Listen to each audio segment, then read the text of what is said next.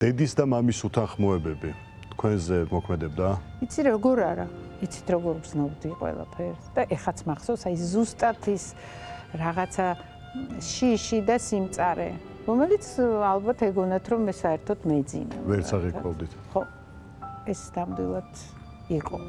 დაგიდანაშაულებიათ იგივე ქალბატონი ნანი ან მამა იმაში რომ დაშორება. არა, რატომღაც არა. აი დაშორების მომენტი. არა, დაშორება ეხა მე იმეკითხებოდა ხო ესე ხდებოდა რომ რაღაც ხდება და თან მაშინ რაღაცა ძალიან ბევრჯერ იყო ეს შერიგდებოდნენ, გაშორდებოდნენ, რაღაცა აი ესეთი ისინი იყო.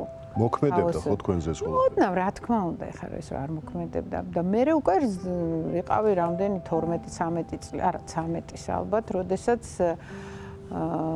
შეუღლდნენ თავიდან და ეს მომწონდა. მე მომწონდა რომ აი მამა მაკითხავს იქ რაღაცა მანქანა მე უკან ვიჯექი დედა მამა აი ეს რაღაც არიცი დედა მამა და უკან ბავშვი ცოტა რომ წამოვიზარდე მე თვითონ მივხვდი რომ ვეღარ იყვნენ ისე და დედაჩემი ამას ვერ გრძნობდა და დავსვი დედაჩემი და შენი ერთ დღეს უთხარი მიდიოდა გასტროლებზე მითხრა რომ გეხვეწები მამას მიხედე და შენ იყავი და მე ვთხარი რა მიხედო უნდა წადი რა გავანთავისუფლოთ კაც რაღაც გაუშვათ თქო და ისეთი გაფართოებული თვალებით არ მავიწყდება ის სახე ნანისი როდესაც მე ეს უთხარი და მე გადავაწყვეტი გაუკვირდა კი გაუკვირდა კი არა ხო ეგონა რომ პირიქით უჩვენოთ და აი რაღაცა ჩვენ გარეშე ვერ გაძლებდა და ალბათ იმის გამოც რომ როდესაც შეურიგდა მამა თქვენს ეკას გამო მოხდაო ახსენა ხო მაგრამ ალბათ მაინც თვითონ რაღაცა უნდა და მე არ მგონია რომ ეხლა უკვე ისეთ ასაკში